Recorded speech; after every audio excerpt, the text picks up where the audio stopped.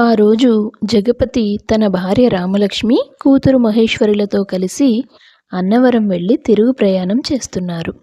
అనుకోకుండా వాళ్ళకి అన్నవరంలో తమ దూరపు బంధువులు తారసపడ్డారు. దర్శనం పూర్తయ్యాక రెండు కుటుంబాలు వేరువేరు కార్లలో బయలుదేరారు. కొంత దూరంలో హఠాత్తుగా జగపతి కారుకి యాక్సిడెంట్ జరిగింది. రామలక్ష్మి తన ప్రాణాలు అడ్డుపెట్టి మరీ కూతుర్ని కాపాడే ప్రయత్నం చేసింది. జగపతికి, రామలక్ష్మికి తీవ్రంగా గాయాలయ్యాయి. వెనకాలే వస్తున్న వాళ్ళ బంధువులు హుటాహుటిన ఆ ముగ్గురిని ఆసుపత్రిలో చేర్పించారు.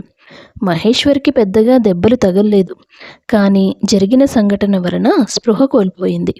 కొంతసేపటికి రామలక్ష్మి చావు కబురు రానే వచ్చింది. జగపతి తమ బంధువులైన ప్రసాదరావు, హేమలతలతో, కారులో ఒక బ్యాగ్ ఉండాలి, అది మీరు తీసుకొచ్చారా? తీసుకొచ్చాం అన్నయ్య గారు. ఎందుకిప్పుడు దాని గురించి అడుగుతున్నారు? ప్రసాదరావు, ఆ బ్యాగులో మా ఇంటి తాళాలు, లాకర్ తాళాలు అన్నీ ఉన్నాయి. నాకెందుకో ఇది నా చివరి రోజు అనిపిస్తుంది. ఒకవేళ నేను చనిపోతే మీరు కుటుంబంతో సహా మా ఇంట్లోనే ఉండండి. నా ఆస్తిపాస్తుల మీద వచ్చే ఆదాయమంతా మీరే తీసుకోండి. కానీ నా కూతుర్ని జాగ్రత్తగా చూసుకోండి. తను నా ఇంట్లోనే మహారాణిలా పెరగాలి. నువ్వేం దిగులు పడకు జగపతి, నీకేం కాదు. అయినా నీ ధైర్యం కోసం మాటిస్తున్నాను. నువ్వు చెప్పినట్లే ఆ ఇంట్లోనే ఉంటూ అమ్మాయిని ప్రాణంగా పెంచుకుంటాం. వాళ్ళ మాటలు విన్నాక జగపతి నిశ్చింతగా కన్నుమూశాడు. కొద్ది రోజులు జగపతి వాళ్ళ ఇంట్లోనే ఉండి వాళ్ళ కర్మకాండలు అన్నీ పూర్తి చేశాక ప్రసాదరావు కుటుంబం ఆ ఊరి వాళ్లతో, మహేశ్వరిని ఈ ఇంటికి, ఈ ఊరికి దూరంగా తీసుకెళ్ళమని ఆఖరి క్షణాల్లో జగపతి మా దగ్గర మాట తీసుకున్నాడు. ఇక్కడే ఉంటే వాళ్ళ జ్ఞాపకాలతో తను కుంగిపోతుందని. ఊరి జనం, దగ్గరి బంధువులు అంతా అది నిజమని నమ్మారు. ఊర్లో ఉన్న పొలాలు, తోటలు కౌలుకు ఇచ్చేసి మహేశ్వరిని తీసుకుని తమ ఊరు వెళ్ళిపోయారు ప్రసాదరావు కుటుంబం. ఆహా, నక్కతోక తొక్కడం అంటే ఇదేనేమోనండి. ఆ గుళ్ళో వాళ్ళు మనకు కలవడం ఏమిటి, క్షణాల్లో వాళ్ళు చనిపోవడం ఏంటి, అంత ఆస్తి మన చేతుల్లోకి రావడం ఏంటి? ఇప్పటికే మనం చేస్తున్న వ్యాపారం నష్టాల్లో ఉందని దిగులు పడుతున్న మనకి ఉన్నట్టుండి ఇంత ఆస్తి కలిసి రావడం ఏమిటో. అవును హేమ, ఆ జగపతి నా కళ్ళ ముందే అంచెలంచెలుగా ఎదిగాడు. వాడిని చూసినప్పుడల్లా కడుపు అసూయతో రగిలిపోతుండేది. కానీ చూశావా, దేవుడు చక్రం ఎలా తిప్పాడో. కానీ ఇక్కడ ఒక సమస్య ఉందండి. అతను ఆస్తులు మన పేరు మీద రాయలేదు. ఆదాయం మాత్రమే మనం తీసుకోగలం. అది కూడా మహేశ్వరికి 21 ఏళ్ళు నిండే వరకు. ఆ తర్వాత మళ్ళీ అంతా తన సొంతమైపోతుందిగా. పిచ్చిదానా, ఇప్పుడు తన వయసు 13 ఏళ్ళు. ఇవన్నీ అర్థం చేసుకునే జ్ఞానం తనకి లేదు. ఆ పిల్లని బయట ప్రపంచం తెలియకుండా ఇంటికే కట్టిపడేశామనుకో, తనకు ఆస్తులున్న సంగతి తనకి తెలియదు. అది మన చేతుల్లో ఉన్న సంగతి తెలియదు. భవిష్యత్తులో ఏం చేయాలన్నది అప్పుడు ఆలోచిద్దాంలే. ఇవాల్టి నుండి ఆ మహేశ్వరి మన ఇంట్లో పని మనిషిలా బ్రతకాలి. అలాగేనండి, దాన్ని ఇక ఇంటి గడప దాటనివ్వను. చూస్తూ ఉండండి. వాళ్ళలా మాట్లాడుకుంటుండగా వాళ్ళ కొడుకు కైలాష్ అక్కడికొస్తాడు. మమ్మీ, ఏంటి నాన్న, ఆ అమ్మాయి మన ఇంటికి ఎందుకు వచ్చింది? మన అదృష్టం పండి దాని కర్మకాలి వచ్చింది. నాకేం అర్థం కాలేదు మమ్మీ. అది ఇక నుంచి మన ఇంట్లో పని మనిషిరా, ఇంటి పనులు చేయడానికి తీసుకొచ్చాం. ఓ అలాగా. నువ్వు దాంతో స్నేహం చేయడం లాంటివి చెయ్యొద్దు. ఛీ, పని మనిషితో నాకు స్నేహం ఏంటి? మీరెలా తనకి పనులు చెప్తారో నేను అలాగే చెప్తాను. సరే నాన్న, ఇదంతా నీ అదృష్టమేరా. ఇక నీ భవిష్యత్తు గురించి మాకు బెంగే లేదు అని మనసులో అనుకుంది హేమలత. తల్లిదండ్రులను పోగొట్టుకున్న బాధలో మహేశ్వరి కూరుకుపోయింది. ఓ 4 రోజులు పోయాయో లేదో హేమలత మహేశ్వరితో, అమ్మా మహి, ఏంటలా ముభావంగా కూర్చున్నావు? ఏమీ లేదాంటీ, అమ్మ గుర్తొస్తోంది. ఇలా ఖాళీగా ఉంటే అమ్మ నాన్నలు గుర్తొస్తూనే ఉంటారు. అందుకే నువ్వు ఏదో ఒక పని చేస్తూ ఉన్నావనుకో, నీకు ఆ ఆలోచనలు తగ్గుతాయి, బాధ కూడా తగ్గుతుంది. మా ఇల్లు చూసావుగా, మీలా పెద్ద ఇల్లు కాదు. ఇక్కడ పనివాళ్ళు కూడా ఉండరు. అన్ని పనులు మనమే చేసుకోవాలి. నువ్వు నాకు సాయంగా ఉంటావా? సరే ఆంటీ. మరి నన్ను స్కూల్కి పంపిస్తారా? పంపించాలని మాకు ఉందమ్మా. కానీ ఏం చేస్తాం, మా స్తోమత అంతంత మాత్రమే. కైలాష్ని చదివించడానికే మీ మామయ్య ఎంతో కష్టపడుతున్నారు. నిన్ను కూడా చదివించాలంటే ఆయన వల్ల ఏమవుతుంది చెప్పు? సరే ఆంటీ, నేను ఇంట్లోనే ఉండి నీకు సాయం చేస్తానులేండి. అలా హేమలత మహేశ్వరిని తన దారిలోకి తెచ్చుకొని నెమ్మదిగా ఇంటి పనులు నేర్పించి ఆ తర్వాత తనను ఒక పని మనిషిలా మార్చేసింది. ఇవన్నీ చూస్తూ పెరిగిన కైలాష్ కూడా ఆమెను అలాగే చూసేవాడు. ఓ రోజు సాయంత్రం, ఏ మహి, ఇలా రా. ఏంటి కైలాష్? ఏంటి పేరు పెట్టి పిలుస్తున్నావు? నేను నీకంటే 2 ఏళ్ళు పెద్దవాడిని. నాకు రెస్పెక్ట్ ఇవ్వడం నేర్చుకో. సరే చెప్పండి. ఇవాళ స్కూల్లో హోంవర్క్ ఎక్కువ ఇచ్చారు. ఇంత హోంవర్క్ చేయడం నా వల్ల కాదు. నీ పనులన్నీ పక్కన పెట్టి ముందు ఇది ఫినిష్ చెయ్యి. అతను చెప్పిన పద్ధతికి ఆమెకు బాధ లేదు. కానీ పుస్తకాన్ని చూడగానే ఆమె పెదవుల మీద నవ్వు విరిసింది. మహేశ్వరికి ముందు నుంచే చదువు అంటే చాలా ఇష్టం. కనీసం హోంవర్క్ పేరుతో అయినా నేను కాసేపు చదువుకోవచ్చు అని మనసులో అనుకుని అతను చెప్పినట్లుగా హోంవర్క్ పూర్తి చేస్తుంది. ప్రతిరోజు అలాగే తనని బెదిరించి తను పూర్తి చేయాల్సిన పనిని మహేశ్వరితో చేయించేవాడు కైలాష్. అది గమనించిన హేమలత, ఏమిట్రా దాని చేతికి పుస్తకాలు ఎందుకు ఇస్తున్నావు? ఆ, మీరంతా దాని చేత ఇంట్లో ఉన్న పనులన్నీ చేయిస్తారు. నా పని ఎవరు చేస్తారు? అయినా హోంవర్క్ అంటే పుస్తకంలో ఉన్నది చూసి రాయడమేనమ్మా. దానివల్ల దానికి ఏమీ తెలివితేటలు పెరగవులే, నువ్వు భయపడకు. అలా అయితే సరే. సంవత్సరాలు గడుస్తున్న కొద్దీ ఆ ఇంట్లో వాళ్ళు తనని ఓ పని మనిషిలా చూస్తున్నారని అర్థం చేసుకునే పరిపక్వత వచ్చింది ఆమెకు. అమ్మా నాన్నలు లేని అనాథకి అన్నం పెట్టేవాళ్ళు దొరకడమే ఎక్కువ. వీళ్ళు కూడా లేకపోతే నేను ఏ అనాథాశ్రమాల్లోనో బతకాల్సి వచ్చేది. నా తలరాతలో ఇదే రాసుంది అనుకొని సర్దుకుపోయేదామె. జగపతి ఆస్తుల వలన వచ్చే ఆదాయంతో ప్రసాదరావు 2 అంతస్తుల పెద్ద బంగళా కట్టించుకున్నాడు. వాళ్ళ దర్పమే మారిపోయింది. వాడు అనుభవిస్తున్నదంతా తన ఆస్తే అన్న విషయం మహేశ్వరికి తెలియదు. తనని తాను ఆ ఇంటి పని మనిషిగానే భావించేది. ఆమెకు 16 ఏళ్ల వయసొచ్చాక ఓసారి, ఇదిగో మహి, నీ చేత 10వ తరగతి పరీక్షలు రాయించాలనుకుంటున్నాను అన్నాడు కైలాష్. అతను ఆ మాట చెప్పగానే మహేశ్వరి మొహం వెలిగిపోయింది. నిజమా కైలాష్ గారు? అవును, కాలేజీలో నాకు వర్క్ చాలా ఎక్కువగా ఇస్తున్నారు. అదంతా చేయడం నా వల్ల కావడం లేదు. వేరే ఎవరితో అయినా చేయిద్దామా అంటే ఎవ్వడూ ముందుకు రాడు. నా పుస్తకాల్లో ఉన్నది నీకు అర్థం కావాలంటే ముందు నువ్వు 10వ తరగతి పాస్ అవ్వాలి కదా. అందుకే నా పాత పుస్తకాల్లో చదువుకో. ఏమైనా డౌట్స్ ఉంటే అడుగు. ఒకవేళ ఫెయిల్ అయ్యావంటే మాత్రం చంపేస్తాను, జాగ్రత్త. అలాగే ఈ పరీక్షలు రాయిస్తున్నానని ఇంట్లో ఎవరికీ తెలియకూడదు. నేను తప్పకుండా పాస్ అవుతాను, బాగా చదువుతానండి అని బదులిస్తుంది ఆమె. ఓ రోజు అతను బయటికి వెళ్ళేప్పుడు రంగన్న మహేశ్వరిని తీసుకెళ్లడం హేమలత చూస్తుంది. ఏమిట్రా, అదెక్కడికి? నేను కాలేజీకి వెళ్తున్నాను. దాన్ని రంగన్నతో పాటు గుడికి పంపిస్తున్నాను. ఎందుకని?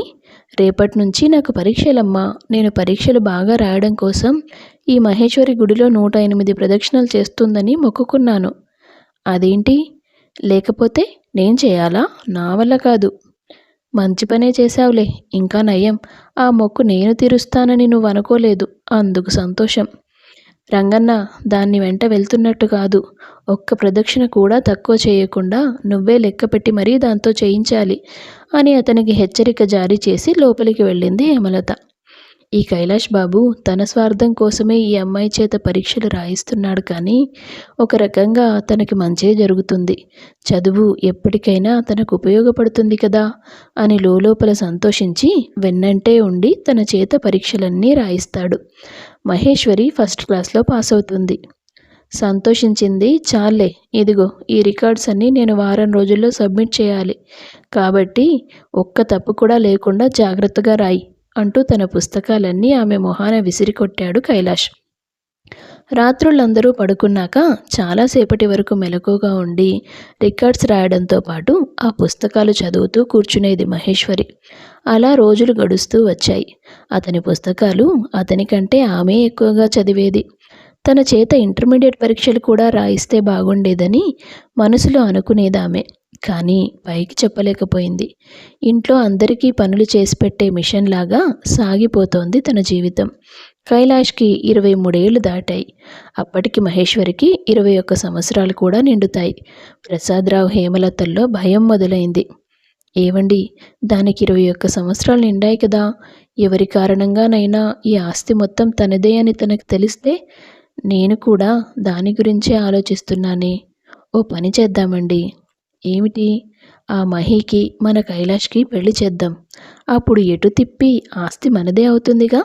పైగా అప్పుడు కైలాష్కి సర్వాధికారాలు వస్తాయి ఆమె ఆస్తి మీద. నిజమే హేమ, ఈ ఆలోచన బాగుంది. ఈరోజే నేను కైలాష్తో మాట్లాడతాను. అలా అనుకొని ఆ రోజు సాయంత్రం కొడుకుతో మాట్లాడతాడు ప్రసాదరావు. ఏంటి, ఆ పని మనిషి నేను పెళ్లి చేసుకోవాలా? మీకెలా కనిపిస్తున్నాను డాడీ? రే నాన్న, అలా అనకురా. అది పని మనిషి కాదు. ఇప్పుడు మనం అనుభవిస్తున్న ఈ ఆస్తి మొత్తం దానివల్లే వచ్చింది. వాళ్ళ నాన్నగారి పేరు మీద ఎన్నో ఆస్తిపాస్తులున్నాయి. అవన్నీ ఈ పెళ్లి వల్ల నీ చేతికొస్తాయి. మీరు నాకు దానికి పెళ్లి చేయడం కోసం ఏవేవో కథలు చెప్తున్నారు. నేను నమ్మను. అలా అనకురా. పోనీ నువ్వు ఈ పెళ్లి చేసుకోవాలంటే నేనేం చేయాలో చెప్పు. దాని ఆస్తి సంగతి పక్కన పెడితే, ఈ ఇల్లు తప్ప నీ పేరు మీదున్న మిగతా ఆస్తులన్నీ నువ్వు నా పేరు మీదకి మార్చాలి. అదేం కోరికరా? నాకు వేరే పిల్లలున్నారా ఏంటి? ఎప్పటికైనా అంతా నీదే కదా. నీ తర్వాత నాకు రావడం వేరు, ఇప్పుడు నా చేతుల్లో ఉండడం వేరు. సరే, నువ్వు పెట్టే కండిషన్కి నేను ఒప్పుకుంటాను అని మాటిస్తాడు ప్రసాదరావు. చెప్పినట్టుగానే అతని పేరు మీదున్న స్థలాలు, భవనాలు కొడుకు పేరు మీదకి మార్పిస్తాడు. ఇకనైనా దాన్ని పెళ్లి చేసుకోవడానికి ఒప్పుకుంటావా? ముందు దాన్ని ఒప్పించండి. దాన్నేంట్రా ఒప్పించేది? పని మనిషి నుండి కోడలుగా మారిపోతుంది. ఇంకా కాదనేమంటుంది? మహేశ్వరికి విషయం తెలియగానే అవాక్కవుతుంది. అదేంటి కైలాష్ గారు, మీకు నాకు పెళ్ళేంటి? చూసావా, నువ్వే షాక్ అయ్యావు. మరి నేనెంత షాక్ అయి ఉండాలి? ఆఫ్టర్ ఆల్ ఒక పని మనిషితో నాకు పెళ్ళా? మరి మీకు ఇష్టం లేదని ఆంటీ వాళ్ళకి చెప్పొచ్చు కదా. అది కుదరదులే. కానీ వాళ్ళని పెళ్లి ఏర్పాట్లు చేసుకోనివ్వు. అంటే ఏంటి దాని అర్థం? ఇదిగో ఈ ఫోటో చూడు. ఎవరి అబ్బాయి? పేరు సుభాష్. నా ఫ్రెండే. చాలా మంచివాడు, బాగా చదువుకున్నాడు. త్వరలో అమెరికా వెళ్ళబోతున్నాడు. వాడికి నీలాగా ఇల్లే ప్రపంచం అనుకునే అమ్మాయి కావాలంట. అందుకే నీ ఫోటో చూపించాను. సరిగ్గా రేపు మన పెళ్ళనగా నేను నిన్ను అతనితో పంపించేస్తాను. కైలాష్ గారు, ఏం మాట్లాడుతున్నారు? నేను దీనికి ఒప్పుకోను. ఎవరో ముక్కు మొహం తెలియని వాళ్లతో నేనెలా వెళ్ళిపోతాను? లేకపోతే ఇక్కడే ఉండి నా జీవితం నాశనం చేస్తావా? వాడికి ఏం తక్కువ? ఏదైనా వంక పెట్టడానికి ఉందా? లేకపోవచ్చు, కానీ నాకు ఈ ఇల్లు తప్ప వేరే ప్రపంచమే తెలియదు. నేను చెప్పింది చెప్పినట్టుగా జరుగుతుంది. నీకు అతనితోనే పెళ్లి జరుగుతుంది. నువ్వు అమెరికా వెళ్ళిపోతావు. అక్కడ నీకు ఇలా పని మనిషిలా బ్రతకాల్సిన కర్మ కూడా ఉండదు. మంచి జీవితం ఉంటుంది. నీ నుంచి నేను తప్పించుకోవడానికి నీకు బంగారం లాంటి జీవితాన్ని ఇస్తున్నాను. అర్థం చేసుకుంటే బాగుపడతావు. ఈ విషయం ఇంట్లో తెలిస్తే మాత్రం ఊరుకోను అని తనకి వార్నింగ్ ఇస్తాడు కైలాష్. ఇవన్నీ తెలియక ఇంట్లో వాళ్ళు పెళ్లి ఏర్పాట్లు పూర్తి చేసేస్తారు. తెల్లారితే పెళ్ళి. ఏంటో మనసంతా ఏదోలా ఉంది. ఏదో పోగొట్టుకుంటున్నానని అనిపిస్తోంది. కాసేపు మేడ మీద కూర్చుని వస్తాను అంటూ మెట్లెక్కి పైకి వెళ్ళిందామె. అక్కడ కైలాష్ ఒక్కడే ఒంటరిగా మేడ మీద కూర్చొని మందు తాగుతూ కనిపిస్తాడు. మహేశ్వరి భయపడుతూనే అతనికి దగ్గరగా వెళ్ళింది. హే మహీ, రేపు తెల్లారితేనే నీ పెళ్ళి. తర్వాత కొన్ని రోజులకి నువ్వు ఫ్లైట్లో అమెరికా జంప్. నేనేమో ఇక్కడ అద్దంలో చూసుకుంటూ ఏడుస్తూ ఉండాలి. ఏమైంది కైలాష్ గారు, అలా ఎందుకు మాట్లాడుతున్నారు? అంతా మీకు నచ్చినట్లే జరగబోతోంది కదా. ఏం జరుగుతుంది? ఏమీ జరగట్లేదు. నా గుండెల నిండా చోటాక్రమించిన నా మహీని ఎవరితోనో పంపించేస్తున్నాను. అతని మాటలకి ఆమె అవాక్కయింది. అతనికి దగ్గరగా వెళ్ళి అతని కాళ్ళ దగ్గర కూర్చొని, ఏం చెప్పారు? మళ్ళీ చెప్పండి. మీరు నన్ను ప్రేమిస్తున్నారా? మామూలుగా కాదు, బీభత్సంగా. ఎప్పటినుంచో తెలుసా? మొదటిసారి నిన్ను అన్నవరంలో చూశాను కదా. నీలిరంగు పరికిణీలో 2 జడలు వేసుకొని, పాపడ బిళ్ళ పెట్టుకొని, ఒంటి నిండా నగలేసుకొని బుల్లి సైజు మహారాణిలా కనిపించావు. నీతో మాట్లాడాలని ప్రయత్నం చేసేలోపే మీ అమ్మ చేయి పట్టుకొని వెళ్ళిపోయావు. ఆ తర్వాత మళ్ళీ ఇక్కడికొచ్చావు. కానీ మా అమ్మ నాన్న నిన్నొక బానిసగా మార్చేశారు. అన్నీ నాకు అర్థమవుతున్నాయి. అలా అని నీ తరపున నేను మాట్లాడితే నన్నైనా హాస్టల్లో పడేస్తారు, నిన్నైనా బయటికి పంపించేస్తారు. అందుకే నీకు కాస్తైనా ఇంటి పని తగ్గిద్దామని హోంవర్క్ పేరుతో నా దగ్గరే కూర్చోబెట్టుకునేవాణ్ణి. నువ్వు చాలా ఇష్టంగా చదివేదానివి, నేనదంతా గమనించేవాణ్ణి. కావాలనే పుస్తకాలు నీకొదిలేసి గదిలోకి వెళ్ళిపోయేవాడిని. నీ చదువు ఆగిపోకూడదని నా పుస్తకాలెప్పుడూ నీ చేతిలోనే ఉంచేవాడిని. 10th క్లాసే కాదు, ఇంటర్మీడియట్, డిగ్రీ పరీక్షలు కూడా నువ్వు రాశావు. అది నాకు తెలుసు. నేనే నాకు తెలియకుండా రాస్తున్నట్లుగా ఉండాలని చెప్పాను రంగన్నతో. ఇవన్నీ ఎందుకు చేశానో తెలుసా? ప్రేమ, నీ మీద పిచ్చి ప్రేమ.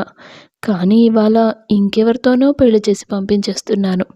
కైలాష్ మాటలన్నీ విన్నాక ఆమె చెంపలు కన్నీటితో తడిశాయి. తనకు దక్కిన ఆ కాస్త సంతోషాల వెనక కూడా కైలాష్ ఉన్నాడని అర్థమై ఆమెకు చాలా సంతోషంగా అనిపించింది.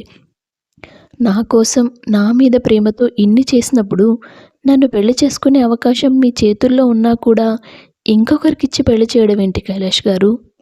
నువ్వు గారు అనకే, గుండెల్లో ఎక్కడో గుచ్చుకుంటున్నట్టుగా ఉంది. ఇంట్లో వాళ్ళకి అనుమానం రాకూడదని నీ చేత అలా పిలిపించుకున్నానంతే. ఇక పెళ్లి విషయం అంటావా? అక్కడే ఉంది అసలైన కథ. ఇప్పుడు మేము అనుభవిస్తున్న ఈ ఆస్తి, సంపద అంతా నీదే. మీ నాన్న నిన్ను జాగ్రత్తగా చూసుకోమని ఇవన్నీ మా నాన్న చేతుల్లో పెట్టి చనిపోయాడు. కానీ మీ నాన్న మీద ముందు నుంచే అసూయతో రగిలిపోతున్న మా అమ్మా నాన్నలు మీ ఆస్తులన్నీ వాడుకుంటూ కూడా మహారాణి లాంటి నిన్ను పని మనిషిలా పెంచారు. ఇప్పుడు మనిద్దరికీ పెళ్లి చేస్తున్నది కూడా నీ ఆస్తి మీద నాకు హక్కు రావడానికి. పిచ్చిమొద్దువు నువ్వు. నీకివేమీ తెలీదు. పోనీ పెళ్లి చేశాకైనా నిన్ను ఇంటి కోడలిగా గౌరవిస్తారనుకున్నావా? నీకు మాయమాటలు చెప్పి నీ పేరు మీదున్న ఆస్తి మొత్తం రాయించేసుకున్నాక మళ్ళీ నిన్ను పని మనిషిని చేసేస్తారు. తట్టుకోలేనే, ఇక నా వల్ల కాదు. నా ప్రాణం అనుకున్న నువ్వు బానిసలాగా ఇంట్లో వాళ్ళ దగ్గర మాటలు పడుతూ పనులు చేస్తుంటే చూస్తూ పెరగడమే నరకంలా అనిపించింది నాకు. వీళ్ళ మధ్య నిన్ను జీవితాంతం ఉంచితే నువ్వెప్పటికీ సుఖంగా బతకలేవు. అందుకే ఈ జైలు జీవితం నుంచి, ఈ నరకం నుంచి ఎగిరిపో.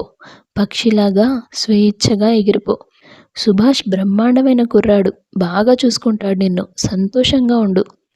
కానీ రేపటి నుంచి నువ్వు నా కంటికి కనబడవు కదా, అందుకే నాకు ఏడుపు వస్తుంది అని తాగిన మత్తులో తన మనసులో ఉన్న ప్రేమని, దుఃఖాన్ని అంతా బయటపెట్టి తనకే తెలియకుండా అక్కడే నేల మీద నిద్రపోయాడు. మహేశ్వరి అక్కడి నుంచి తన గదిలోకి వెళ్ళిపోయింది. రాత్రంతా నిద్రపోకుండా వెక్కి వెక్కి ఏడుస్తూనే ఉంది. ప్రాణంగా ప్రేమించేవాడిని పక్కనే పెట్టుకొని తన ప్రేమను గుర్తించకుండా ఒక తప్పు చేశాను. ఇప్పుడు పెళ్లి చేసుకొని తనని సంతోషంగా ఉంచే అవకాశాన్ని కోల్పోతూ మరో తప్పు చేస్తున్నాను. నిజమే, కైలాష్ నా ఎదురుగా ఉన్న ప్రతి క్షణం నాకు నచ్చిన పనిని మాత్రమే నేను చేసేదాన్ని. అప్పుడైనా నేను అర్థం చేసుకొని ఉండాల్సింది, నా సంతోషం నీ దగ్గరే ఉందని. అందరిలాగే నాకు ఒక మామూలు జీవితం ఉండాలని, ఎవరి దగ్గర నేను ఒక బందీలా మిగిలిపోకూడదని నన్నిక్కడి నుంచి దూరంగా పంపించేస్తున్నావన్నమాట. అదృష్టంలో కూడా దురదృష్టం అంటే ఇదేనేమో. అలాంటి ఆలోచనలతో ఆ రాత్రంతా తనకు నిద్ర పట్టలేదు. తెల్లవారుజామున 4 గంటలకి మెలకువ వచ్చింది కైలాష్కి. హడావిడిగా నిద్రలేచి తన బీరువాలో నుండి కొన్ని పేపర్లు సూట్ కేసులో పెట్టుకొని మహేశ్వరి గదిలోకి వెళ్ళి తనని నిద్రలేపి ఎవ్వరికంటా పడకుండా కారులో తనని బయటికి తీసుకొచ్చేశాడు. ఒరే సుభాష్, ఇదిగోరా నీకు కాబోయే భార్య అంటూ పరిచయం చేశాడు కైలాష్. ఫోటోలో కంటే ఇలాగే బాగుందిరా అన్నాడు సుభాష్. మహి, ఇదిగో ఈ పేపర్స్ నీ దగ్గరుంచు. ఏంటివి? నా పేరు మీదున్న కొన్ని ప్రాపర్టీస్ని నీ పేరు మీదకి మార్పించాను. భవిష్యత్తులో నీకంటూ ఒక భరోసా ఉంటుంది కదా. అవును సుబ్బు, ఇంట్లో తెలియకుండా పెళ్లి చేసుకుంటున్నావు కదా, వాళ్ళు గొడవ చేస్తారా? లేదురా కైలాష్, నేను చెప్పేశాను మీ కోడల్ని తీసుకునే అమెరికా వస్తానని. వెరీ గుడ్ రా. సరే సరే, టైం అవుతుంది, పదండి. ఎక్కడికి కైలాష్? ఎక్కడికేంటి మహి, ఇంకో గంటలో మీ పెళ్ళి. అలా మహేశ్వర్ని తీసుకొని సుభాష్, కైలాష్ ఇద్దరూ గుడికి బయలుదేరారు. గుడిలో పెళ్లి ఏర్పాట్లు జరుగుతున్నాయి. చీర మార్చుకోవడానికని గదిలోకి వెళ్ళిన మహేశ్వరి మళ్ళీ తిరిగి మండపంలోకి రాలేదు.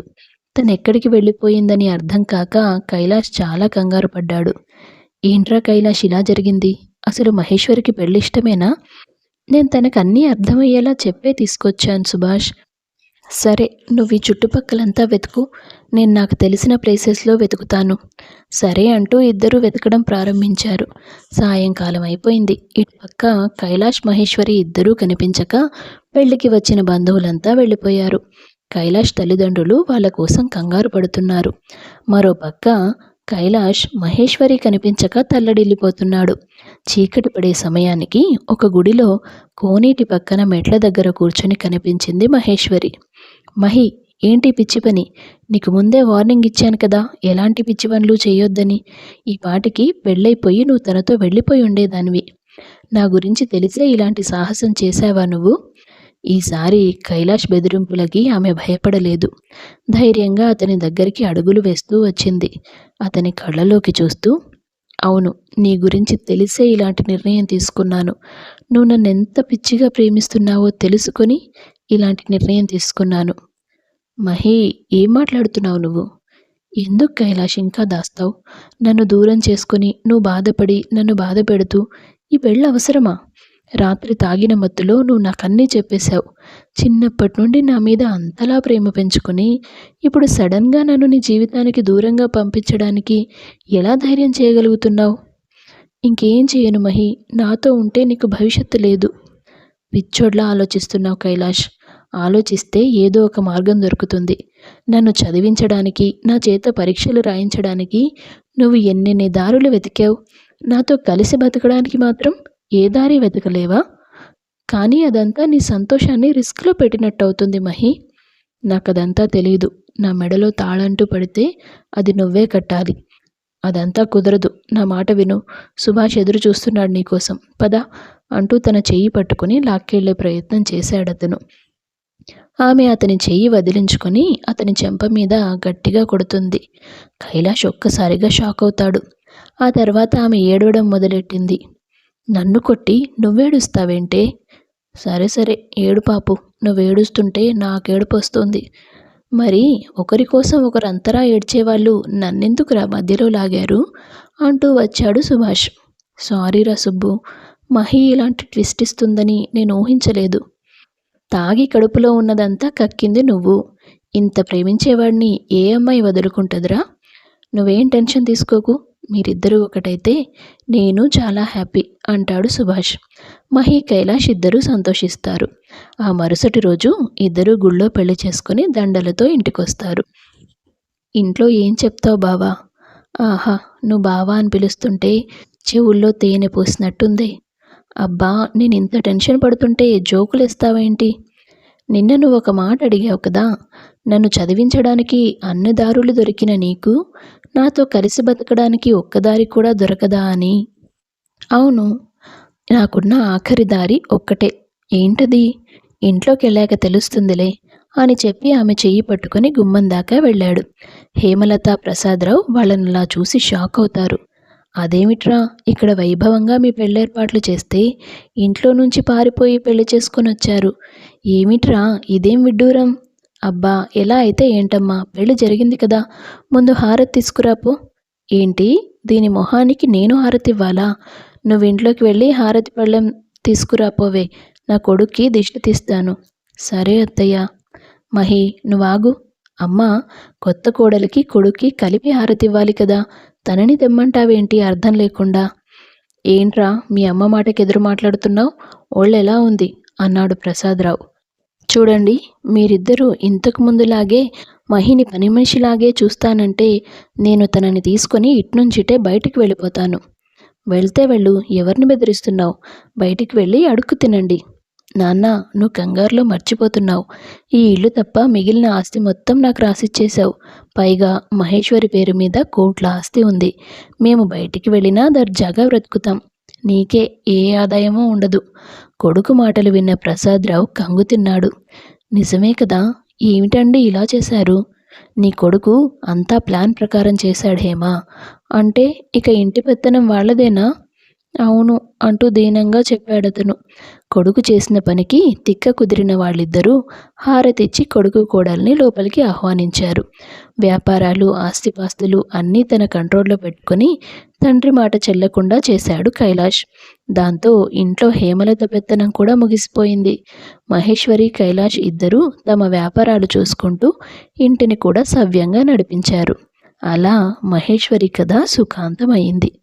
మనస్ఫూర్తిగా ప్రేమించే ఓ తోడుంటే జీవితం ఖచ్చితంగా ఓ అందమైన మలుపు తీసుకుంటుంది. కథ నచ్చితే వీడియో లైక్ చేసి షేర్ చేయండి. తప్పకుండా ఛానల్ను సబ్స్క్రైబ్ చేసుకోండి. మీ అభిప్రాయాన్ని కామెంట్స్ రూపంలో తెలియపరచండి. అందరికీ ధన్యవాదాలు.